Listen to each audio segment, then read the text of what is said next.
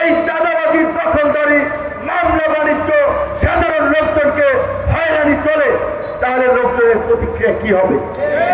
কাজে আমরা গণ অধিকার পরিষদের এই মিরপুর অঞ্চলের নেতা কর্মীদেরকে বলবো, এই অঞ্চলের ফুটপাতের কোন দোকানদার হঠাৎ থেকে যেন কেউ চাঁদা না নিতে পারে।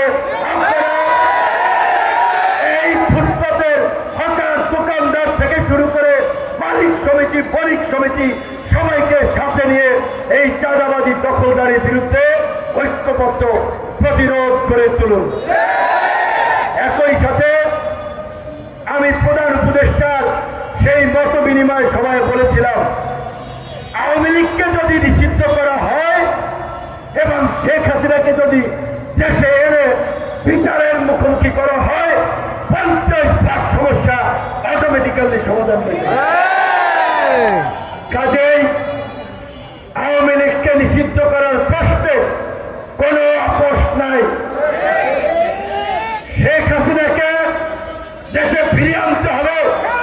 ভারতের সাথে এখন যে প্রেম দরবার চলছে, উত্তপ্ত পরিস্থিতি চলছে,